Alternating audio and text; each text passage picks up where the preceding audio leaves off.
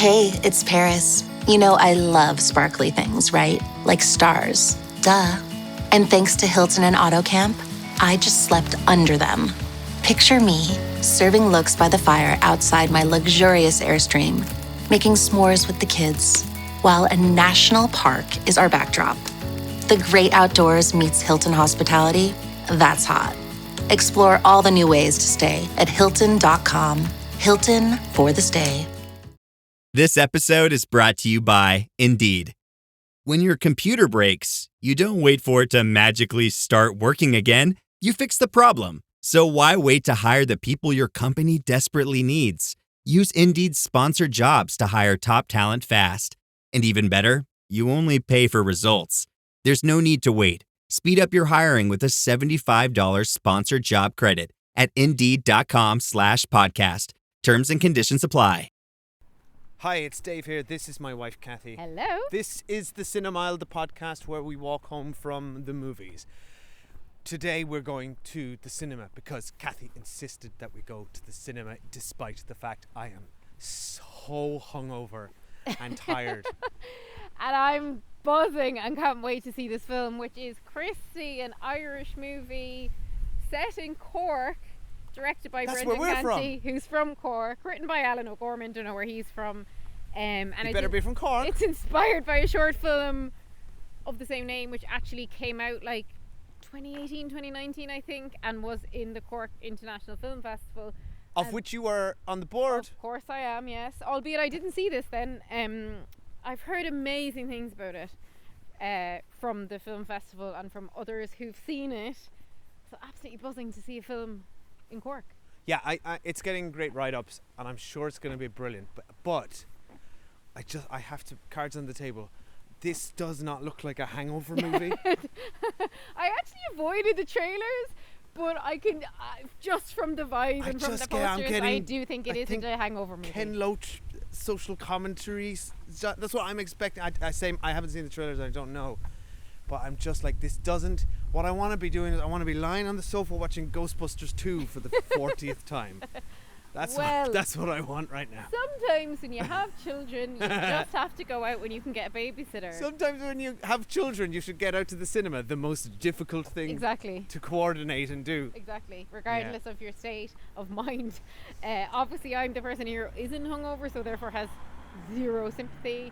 Can't wait to see this. Love to see Cork on the big screen. We do not get that many movies set in Cork.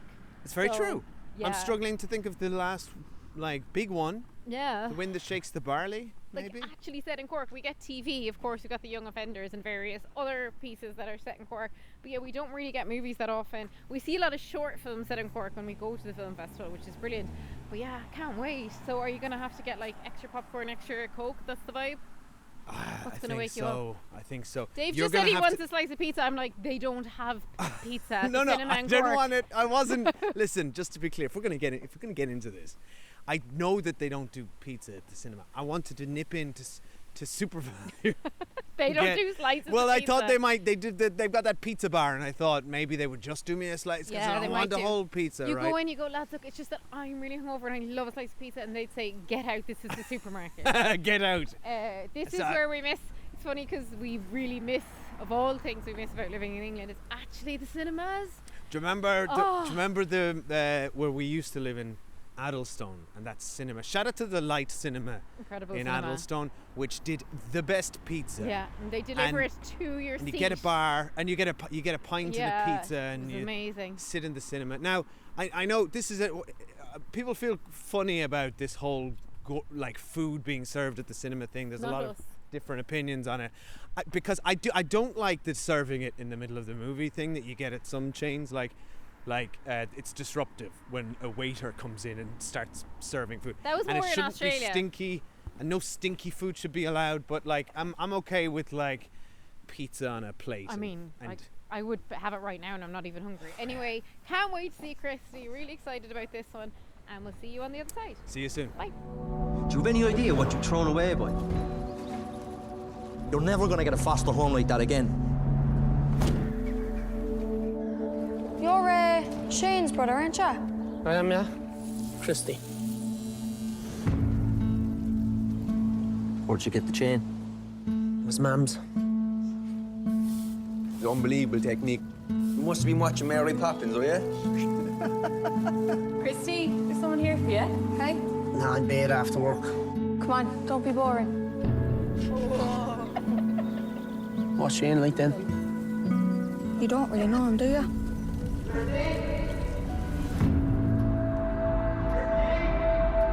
Right, lads, let's go! You have no idea, boy. I'm the only one who ever looked after you. I didn't ask you to do it, did I? Just can't let the past get you down. You can't have a future. Hello, we're back. We have seen Christy. It's raining and we're walking home, and that is part of the job. It's the hazards of the cinema aisle. Exactly. Our mobile recording studio, we're now under an umbrella. Yes. Actually, this isn't my proper mobile recording studio, so just so everybody knows, I sometimes duct tape the the recorder to an umbrella. That's the ultimate recording studio. I love when you do that. That is so classy. Anyway, we've just seen Christy. Yeah, it's brilliant. I loved it. I loved it too. There you go. No, seriously. If See you next week. If you haven't been at the cinemas before, what we'll do is we'll discuss the film without spoilers, and then we'll get to Spoiler Street and discuss it. I am feeling very emotional. I'm still actually wiping tears from my cheeks. Yeah, I'm because it was not fair really, because the movie had me at a disadvantage because I'm so hungover and tired that I was bawling at the end. It's a lovely film. It's really beautiful. It's the story of two brothers. One of them, the titular Christy, we meet him at a point where he's in a foster care, and his brother is collecting him because he's been in a fight and he has to go stay with his brother. Yeah. And that's kind of the genesis for the film, and you just spend time with these characters who have kind of drifted apart, and Christy himself goes through sort of various situations, meets a lot of people. It's set in the Northside in Cork. I just loved it. I think it felt very human. I've never seen any of these actors before, except of course Cabin Crew, who are in this Love movie. to see the Cabin Crew. Yeah, singers of The Spark, with the absolute banger hit of last year. The Spark, which I believe has something like 2 billion listens worldwide. Yeah, it's incredible. But this Cork kid rap group, some of them are in this, and actually were in the original short as well. But the two lead actors here, to give their names to hand, who in particular who play Christy and his brother Shane. Christy, and Diarmuid Noyes plays Shane. I mean, just phenomenal work. Yeah. Phenomenal. So, from Christy, it's one real quiet. He's incredible. Performance. Yeah, incredible stuff. I feel like it's a very naturalistic film. It's a very soft film. It's trauma informed, and I think it's actually a very suspenseful film as well. Like, I kind of felt like I had my heart in my mouth as I watched it.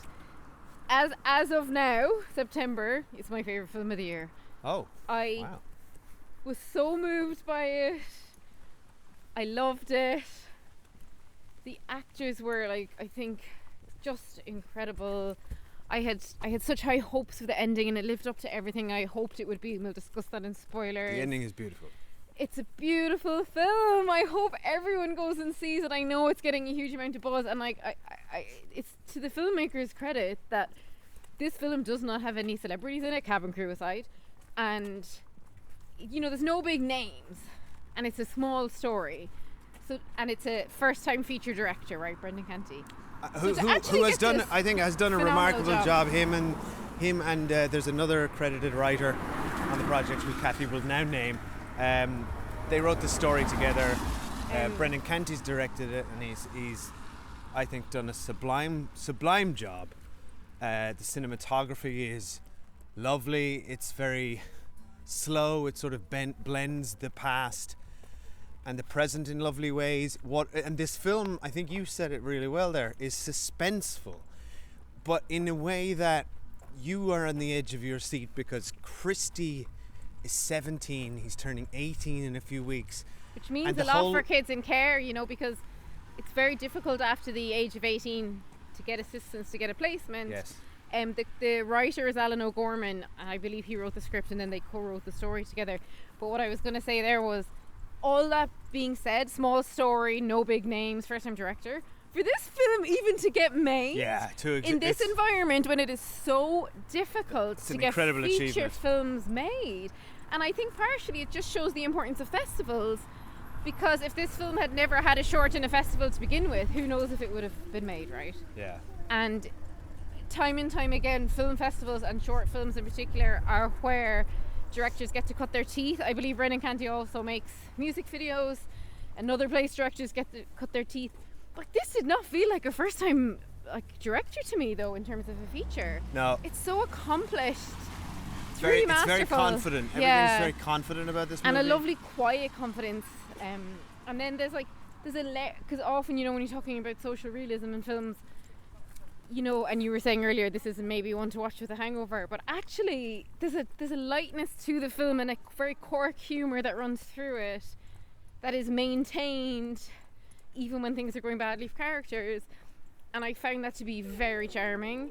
Yeah, I was being somewhat facetious on the way in, right? I mean, this isn't the kind of movie you seek out and throw on as a comfort watch, perhaps. However, to Kathy's point, it was incredibly and it's an incredibly easy watch. Mm-hmm. Like it's not a tough watch, mm-hmm. but it's also doesn't shy away from serious, I think, contemporary mm-hmm. issues. But it's most interested in Christy. The whole movie revolves around him. It's suspenseful because you are seeing so many potential futures for this kid. No, because he's 17. And it's also let's not forget, it's a coming of age story. Very much so. And he is, and we have all. I think it's universal, the sense of anxiety about your own future that we all have when you're on the cusp of adulthood. I know, and never mind if you've in incredibly different circumstances. Exactly, yeah. So yeah, wow, I really recommend it. Before we get to spoilers, it's on a pretty wide release for an Irish film. It's out in the UK. It's getting a really good buzz, so I would say catch it, because it probably won't be in the cinema for that long, because we've got all the Oscars movies coming up, and you know what it's like. And it's a quiet time of year, so I hugely recommend you go see it. Support independent cinema, please. Yeah. As well. Much like the 20 teenagers at the back of our cinema were doing. Shout out to them who were shouting out at the beginning of the movie and jumping in front of the projector and farting noises. And Kathy once again came to the rescue of the entire screen. Kathy, you are my hero. Thanks, Dave. I am in constant awe of you. Well, you see, because you are fearless. Tell them what you do. Well, the thing is, right, I'm actually really empathetic to teenagers being annoying in the cinema, because I myself was an annoying teenager many times in my youth. Secondly, particularly in cinemas. Secondly, we're always bemoaning that young people never go to the cinema unless it's like a Spider-Man. So to see what was about 20... A Spider-Man, you have never sounded so old. You know what I mean? Like a Minecraft movie is what you should have said. No, but I'm talking about teenagers going on their own, okay. Not kids. Kids go to kids' movies in the cinema. You don't see teenagers on their own often in the cinema. It's out of big franchise stuff. So I was so thrilled to see the whole back row full of 15-years-olds. But also, come on, we were very surprised. I think it's only because this is a Cork film in Cork. And that's what I love. Cork people should be going to see this film. For sure, yeah. So we were thrilled, but then when the ads came on, they were climbing up in the back of the seats, literally mugging in front of the projector, so you couldn't even see the ads, and so I have to say I just turned around and gave them a bollocking. Gave them such a bollocking. But you know what, when you're a teenager, I always found that if an adult turned around and told you to shut up, and they basically did, and then they kind of got a bit riley again, and then the funny thing is, at least half of them were saying to their own friends, would you shut up? Yeah. But they were just do you know what? They're probably so excited to all be out at the cinema. Then this other guy behind us, pure Cork, turned around and was like, give it a rest now, I'll give you a bop or something like that. And then they all stopped. So it was No, they got in an argument with this guy. One of them said something back to him, back talk. And then he goes something like, This is, I mean, this, you couldn't have a better lead into this film. He goes, shut the fuck up, will you? I'd fucking pop your head now. Come on outside. And then they all, so between me, I was like the mean mommy, and then he was like the angry dad. And between us, we sorted them out. Because the thing is, I said, I'm going to get you kicked out of here. But in reality, I wasn't, because sure, it's only like the staff are teenagers. Like, I'm not going to go out to some 18-year-old girl and say, oh, would you mind kicking out those 20? Yeah, but on the, I got to teenagers? shout out. Now we're not going to name what cinema we were in, but I got to shout out anonymously the staff member if she is hearing this. Kudos to you, because when I was buying the tickets, you were in the toilet, and she said to me, "Just so you know, there is a bunch of unruly teenagers in your screen." It's like it was the Minecraft movie, and they were like, I know, "Let's and I was like, popcorn, and I literally looked at her like, in Christy, the movie I'm about to see. And she was like, "Yes, and if there are any trouble, please come out and tell Oh, me." bless And I her. gotta say, fair play to her. We need more cinema staff And you said, "Don't like worry, that. They are brave. my wife has a Yeah, that's Kathy, I literally said that to her. I said, you? "My wife will sort them out. I promise you." And you did. I didn't even know that. Okay, now we are going to go to spoilers for Christy. So turn off and just go and watch Christy, right? It's Yes, brilliant. please do. And you may hear a quick ad, and then we'll be back. Okay, hi, we're back. It's time for full spoilers for Christy. Now, before we get into the details of anything, I first have one major gripe. Major? With this. No, That we both it's loved. not major at all. I have a gripe, and I'm interested to hear what you think about this, because Is it me, the person who just said it's my favourite film of the year? Continue. like, I don't think any teenagers are on Facebook.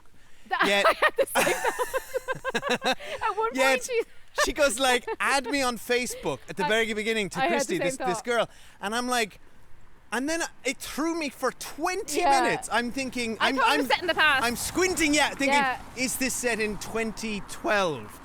And I then, had but the it's like, exact no, same they have thought. modern iPhones, so I'm like, it's just this tiny thing that threw me. Like, Yeah, she they're should have on said Snapchat, Snapchat, or Instagram TikTok. or TikTok. It's funny because I had the same thought. I suddenly was trying to backtrack what year it was set, but then they said a video it had like 45,000 views, and I was like, well, that's now though, and they're modern phones. But anyway, we got past that, but I did laugh. And look, maybe we're not down with the kids. Maybe it's reversed so much that now they're all on Facebook. Is it Facebook is retro now, and they're all like, see on Facebook. I'm actually like, I'm so moved by this film. Like, I think Christy's such an incredible character because he's so quiet and he's so kind of buttoned up. And obviously there's like hints of this rage that we never really see at the beginning because we see his bloody knuckles, and then we see kind of vaguely a bit of a video, which I think was a really good choice because he's obviously done something very violent, but he's our protagonist who the film wants us to sympathise with. So I think they introduced the violence in a good way, and then we always kind of experience him as this very almost soft character, albeit we see him flare up a little bit with the cousin situation. But there's like, we really never see him smile, so it's almost like when I talk about suspense, like the whole film is just building up to Christy like having a moment of joy. Yeah. And for that's where it really was like a coming of age film as well. Like, we just so want Christy to be happy. And you know, initially when the brother brings him out painting, I was want like, Shane to oh. be happy as well. I love when Shane brought him painting, and I thought, oh, this is it now, they'll bond over the painting, and then that wasn't it at all, and actually Christy needs to find Come his on, own how good? path. Sorry, how good was that bit with the weighing scales and the Fitbit? So I laughed out loud. funny. That's very it was funny. so funny, and I think at its core the relationship with him and Shane, and like, I'm a big sister, I've got younger sisters, and I've never been in a situation like he's been in where I actually have to like care for them, in the sense of like not having parents there and dealing with that kind of trauma, but he just While wants also his trying brother to deal with his own trauma. Yeah, because he of course He's is deeply experienced, traumatized. and he remembers it all, when Yeah. the mom unfortunately was addicted to drugs, and they were in this very toxic home, not because of their relationship with the mother, but because of drugs and the wider family supplying drugs, I think. But the brother's so worried about him. The brother's trying to keep it together. The brother's so successful, like he's doing so well for himself with his painting business. He's got a lovely home, like. And the brother is so uncommunicative with his partner that he thinks she doesn't want Christy, but actually She does. she does. Yeah. And it's just, it's very much this male thing of like they're not talking to each other. So the final scene when he comes in to get his hair cut, that final scene is God. pitch perfect. They're the way it's written. phenomenal actors, the two of them. And I gotta tell you, the bit that there's a few bits that I choked up at, but the bit where I actually audibly made a noise of like I think I must have whimpered or something. Again, I'm hungover, so it's particularly vulnerable. You cry here. all the time anyway. I cry anyway, but it really it's like, you know, it's compounded when you're feeling sorry for yourself. Anyway, just what a beautiful setup. When he sits in the chair, I want the Christy special. Oh, but the bit that caught me off guard was when Christy asks Shane, "Are you okay?" I couldn't. It was like the first moment where Christy. No one has asked Shane that for the whole film. I mean, he's got a really good girlfriend though. No, sorry, excuse me. Of course, she's great and support. She's doing everything. She's reaching out, but it's this moment where Shane has said what we've wanted him to say the whole time. You can stay with us whenever we want. You want, and he gets this olive branch, and when it's returned, and when Shane, who is so. That actor wound up. He's so wound up, so stressed and trying to do his best, and Brilliant. When Christy asks him, "Are you okay?" and this finally this like brotherly bond is formed. It's like two adults. It's no longer like an adult brother and a child brother as well. Because all Christy's looking for, he's lost in this whole movie. He's somebody who's adrift. He feels, rightly or wrongly, that nobody has his back. And he does say to the brother, "You didn't see me for a year," and that is true. And he's hurt by that. And I think the brother thought because he was in this nice foster home that it was okay, but of course it's not okay. You always need your family. Yeah. And when the brother, I thought, you know, the way you write scenes in your head as you're watching them, I thought the brother was going to say, "I'm really proud of you," and it was so much better what they wrote when the brother said, Mom would be proud of you. Mom would be proud of you. And of course we're talking about two very buttoned up, very traumatized men, and like who are really just getting to grips with like probably their own mental health and like their own sense of safety in the world. So actually to say Mom would be proud of you was so beautiful, because it was also a nice moment to talk about their mom, because earlier like we've never seen them talk about the mom because they'll be so traumatized by her death. Excepting when Christy said, "Surely you have loads of her stuff," and the brother said, "No, I don't." There's some beautiful little scenes in here. And he said, and then they start reminiscing. He says, "Well, Mom, don't cut the back of my hair off like Mom did." And then the movie ends on them like in a moment of joy remembering their mother. And I just was like, I can't even record the podcast. I'm so upset. But then we had time to digest because a woman came over and thanked me for telling off the teenagers. Yeah, because you were all of our heroes. But oh God, I just loved it so. I can't tell you how much. Like the other scene that really got me. There was a few, but when Shane is out looking for Christy, and he's at this bonfire with his friends, and it's one of those nights. Everyone has, I think, these nights. I can think of them in my own past as a teenager, where the world seems to stop. You're with your friends. Yeah, and it's always when you're a teenager, because. You feel so much then. You feel so much exactly, and as I said earlier, your life is in front of you, and you have no idea how it's going to play out, and that is both anxiety-inducing and also exciting. And it's there's literally this the night sense of his 18th birthday as well, which is like you're leaping into the world of adulthood. So there's this sense of possibility and anticipation, and it's beautifully captured here. I thought the casting, I don't know who cast this movie, shout out to them across the board. Like home runs. I mean, obviously they cast Cabin Crew and all these roles. And sorry, what? So these kids are like releasing the like best song of the year, international success, and then they can all act as well. Are you kidding me? They're incredibly talented. They're so funny, particularly the kid in the wheelchair playing the character Robot. He's incredible. He is so as funny. As soon as he came on screen, I was like to Dave, "That's Cabin Crew." And he, like the sound of the Northside, absolute banger. Is that the closing credits I'm going to be song, singing that now, like we were with the Spark. Oh, it's a great one. Oh, when the brother like comes, because he's so worried about Christy, because he's like, he's like Christy's at this house with this cousin who is, I think, by the way, that best guy, movie villain of the year. He is such a good actor. Terrifying. He's so so scared, but it's He all. could be the baddie in like a Karate Kid movie. Yes. Like he is. Oh my God. So That's it. chilling. Because and his little brother is lovely, and he's like trapped. that was a great twist. I did not see that coming because the movie sets him up as an antagonist. Yeah, but the bit so where I good. love the bit where there's a lot of like shout out to the screenwriter for I love that we're screenwriters shouting them all out. Who's there? for the subtlety here, right? So number one, I like that the movie never spells out that this guy is pretty much responsible for the death of the mother, right? Even though it's obvious. But the movie, I really feared that somebody was going to say it to Christy. Someone was like that. What? Go on. They don't necessarily know it was that exact guy because what age would he have been either? Well, and if you're drug dealing at a very young age, is it ever your It's fault? just that And house, that's a that cycle environment, sure, but like. But that's a cycle. Either way, that house is where she died, and the hairdresser, kind of surrogate mother character who I loved, is like, stay wide of them. But what's so good about him is that he's so scary and coiled up, but he's also very sort of, it's almost seductive and charming. He's giving Christy what Christy wants, which is come stay with me, come have a home, I'm gonna give you a job, I'm gonna look after you, and that's what I we're love. family. Do you know, that's what he wants. We don't know where Christy's gonna go because it's kind of set up as this, like, he's saying to Christy, like, let me know and I'll come and beat the shit out of your brother. And because Christy's so inscrutable, he's just going yeah, and he shows up at the house. And then the brother goes to find him, and it's this wonderful moment when the brother's there, and then the younger cousin, who, God bless him, just lives in this terrible environment where the mom's like drugged out. It's like she's under control of the son. It's really sick. And he says, look, he's left. He's actually gone to the bonfire.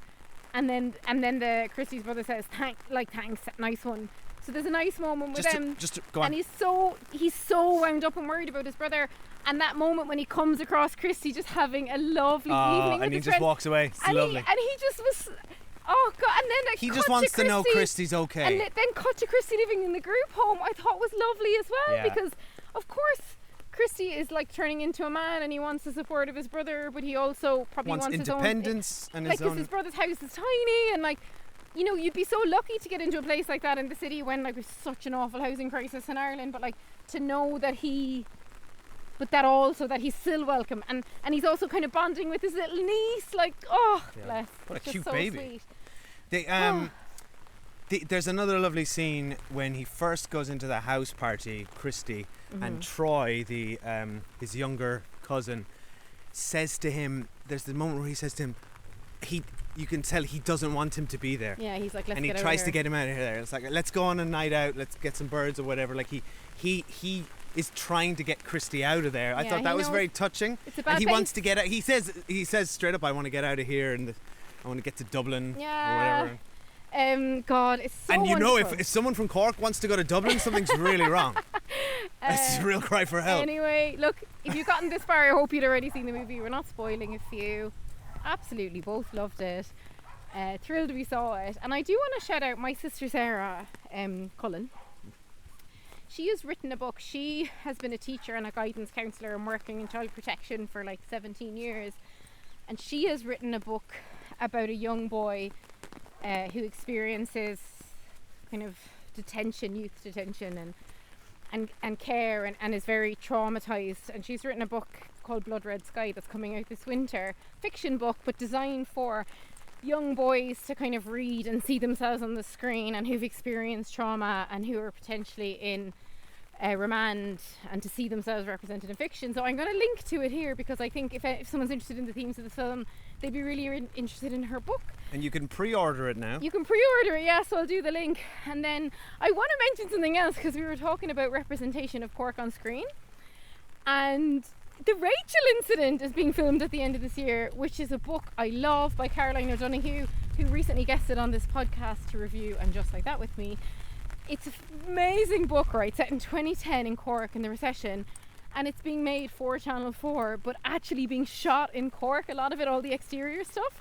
It's more around like Cork City, kind of university age. It's kind of a vibe we won't have seen about Cork before, so I just wanted to shout that out because I can't wait for that to come out next year, talking about Cork on screen. So we're going to link to those two things, and I hope everyone's seen Christy. Yes, and thank you for listening. You can talk to us by emailing us, thecinemile@gmail.com, or hit us up on socials. Mainly on Instagram. Mainly on Facebook, where all the teenagers No, are. we're not. Hit us up Mainly, over there. Mainly on Instagram, we're not on Facebook. At the Cinemile, in a lot of different places. Or why not join us on Patreon? We have a Patreon page where hundreds of our lovely fans have decided to support the show on a monthly basis for only the price of a cup of coffee. And we do loads of fun stuff over there. We do a monthly retro movie. There's a vote just about to come out. We're going to pick 6 movies that have been suggested by our patrons for swap movies. So body swaps. Yeah. From your Job Freaky Fridays swaps to your bigs, anything in between, possibly vice versa. Can't wait for that one. And we do a ton of TV reviews over there. And finally, for more Irish content, every Wednesday you'll find us reviewing Traitors Ireland, because we can't help ourselves. Yes, so week 2 will be out next Wednesday. That's on this feed. You don't have to go to the Patreon for that. And that's about it. So thank you all for listening. Well done to the filmmakers of Christy. Real fantastic movie. Yeah, great to see Cork on the screen, and great to see brilliant original storytelling. And let's close it out on Sound of the Northside. Yes, let's do that. Great idea. Bye. Bye. What is the sound of the North Side? Who keeps it loud in the North Side? Always stay proud in the North Side.